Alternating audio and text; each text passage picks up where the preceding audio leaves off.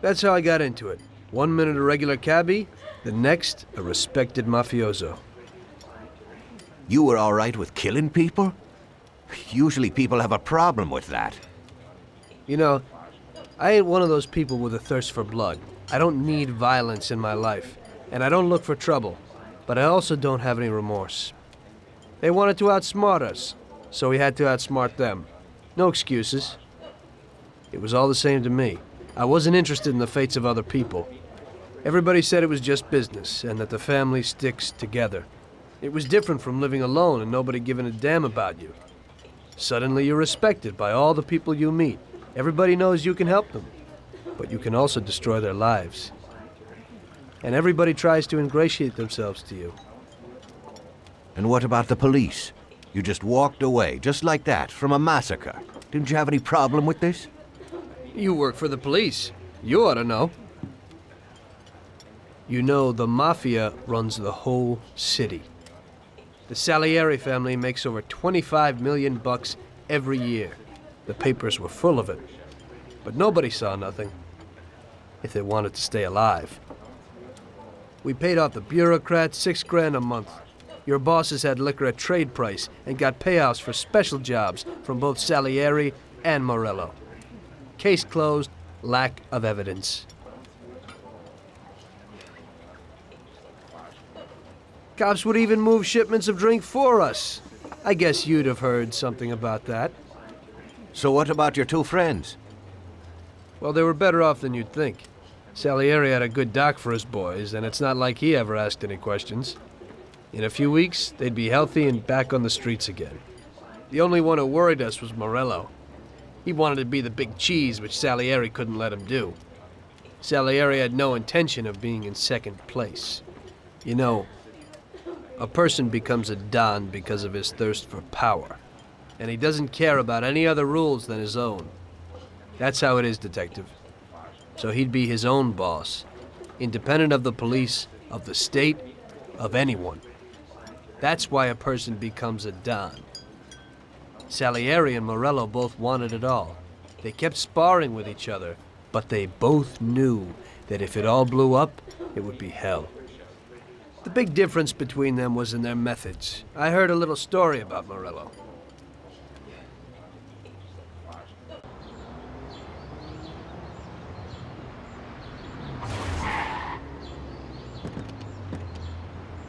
I'm sorry, sir.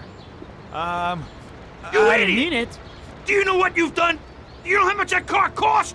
I was driving slowly, Mr. Morello. I don't know how, Do you mean to say that I crashed into your car? no. Sir, I wanted, no, sir, No! Bastard! Get in my way!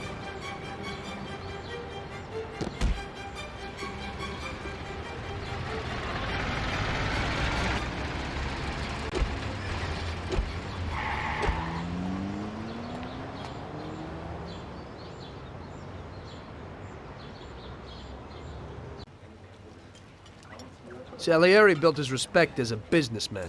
Everybody knew that they didn't need to fear him if they did what they should. They knew that if they needed something, they could come to Mr. Salieri. So Salieri made friends, often helped people with various problems, and expected the same in return. When somebody crossed him, they broke a cardinal rule, and everybody knew what would happen. Morello was just a mean bastard. He built his power through violence. Even his friends feared him. Most people just tried to avoid him.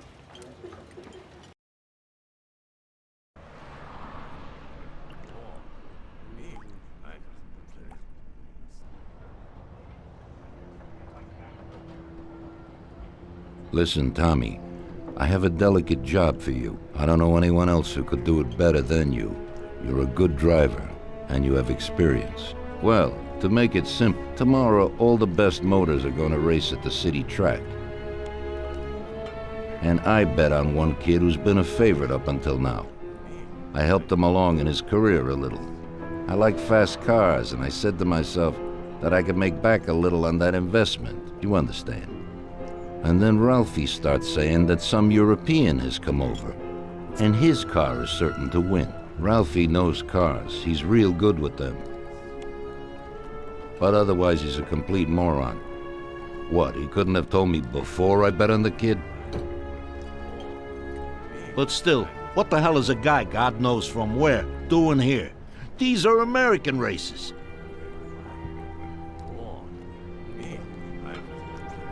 Me and the consigliere here were thinking about what to do. Because a lot of our boys have bet the same as me, and they certainly wouldn't be happy if they lost their dough. And how would that make me look? Like an old idiot. Tommy, I can't let that happen.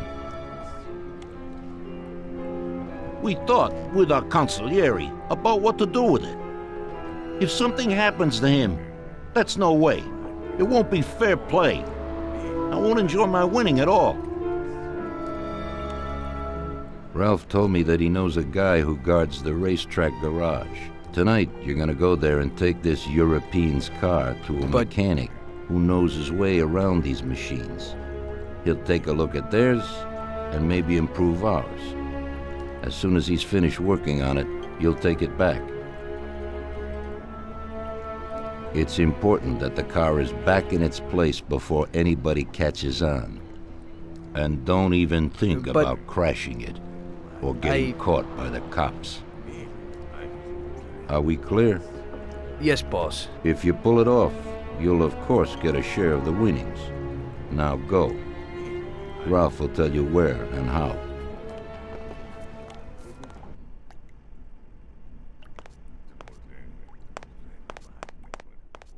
Not now, Tom. I got my hands full, huh?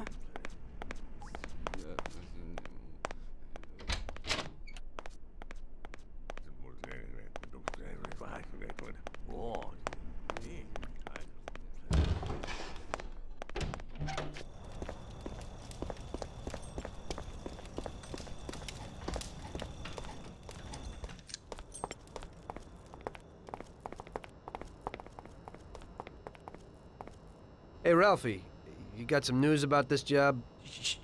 Sure, Tommy. You need to go to the city racetrack and borrow that motor there. My friend Bobby works there. Go around back there and along the way is the gatehouse. Tell Bobby that Ralph sent you and Bobby will take you to the car. It's already been agreed with him. And then? You just have to take it to the auto service of my friend Luca Bertoni. It's in Newark under the Giuliani Bridge. He'll take a look at it and tune it a little. And then you just take it back. This should be easy enough. But you gotta get it done before 1:15 a.m. when the guard changes, so that nobody knows that somebody drove the motor in the night. There can't even be a scratch on it, and try to avoid the cops. They mustn't catch you. And how'll I get there?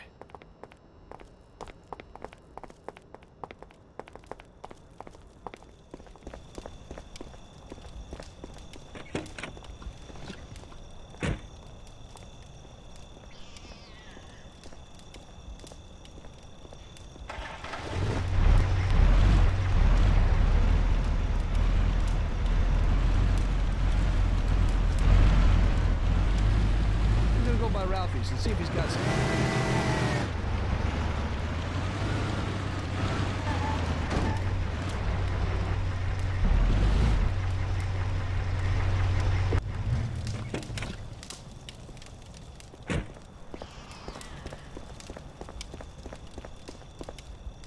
Well, I got something new in. Ain't no big thing to swipe one. Watch. You just stick a piece of wire in here and twist it a little, and you get inside where you gotta join these two wires. Yeah, it shouldn't be a problem. Thanks, Ralphie. Now don't you go sparing the gas, Tom.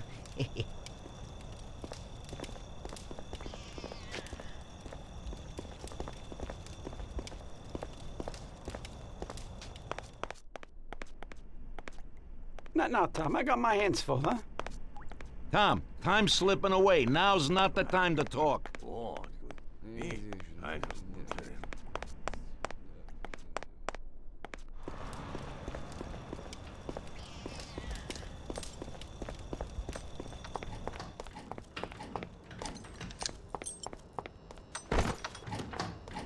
Tommy?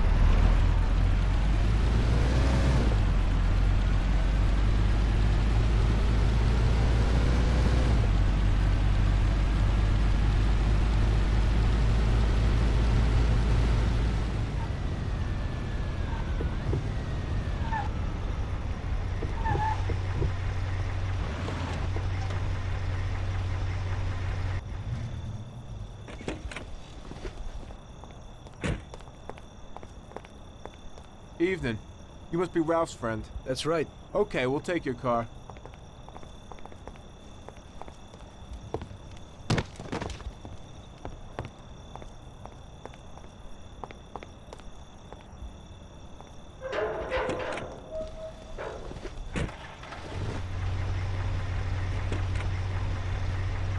Go in and open the garage.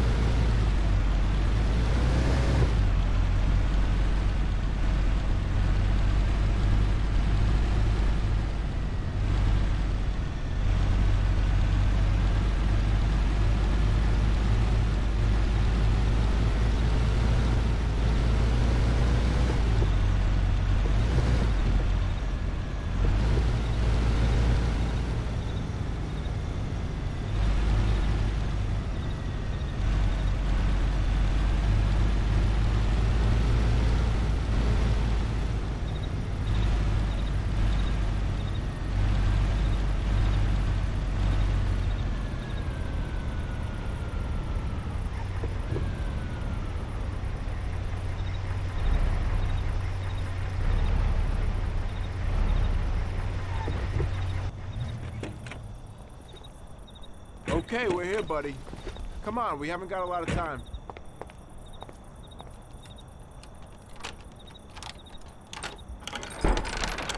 Okay, is that it? Yeah, buddy, be real careful.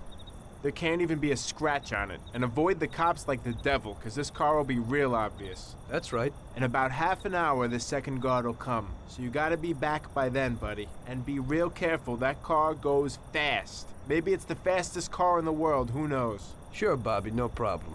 I'll take care of it in a half hour.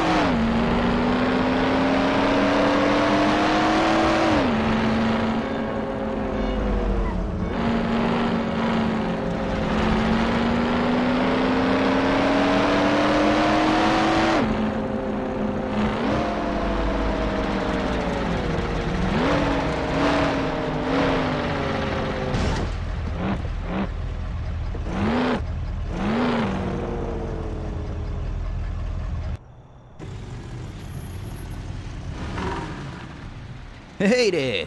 You're from Mr. Salieri, right? I'm Lucas Bertoni. Hi, I'm Tom. They say you can take the bite out of this monster. I reckon so.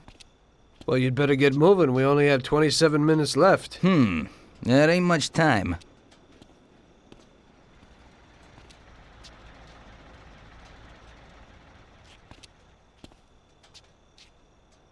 We'll see what could be done. You can hang out a while.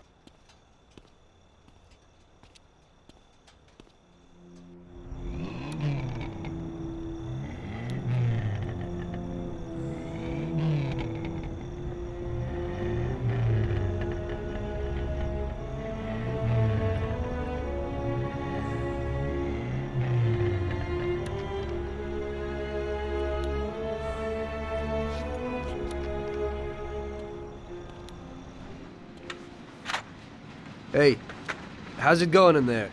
Just finished. You can go.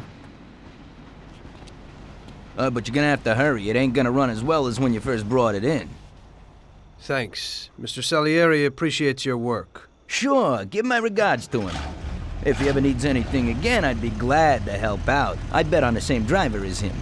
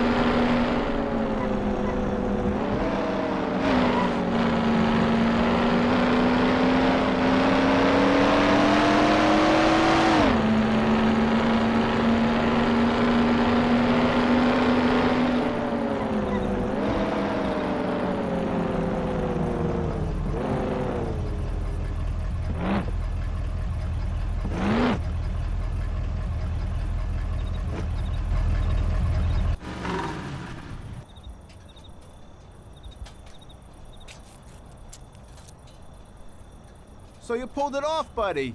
And the car isn't even scratched. Thanks, Bobby. It really was the fastest car in the world. Sure is. We're lucky you managed it. I bet on the Don's car, too. It seems everybody did. I bet on it. So did almost everybody in my neighborhood. I figure the driver's pretty important, too. Sure. Well, I won't keep you. Good night. Take care, Bobby. Thanks for the help.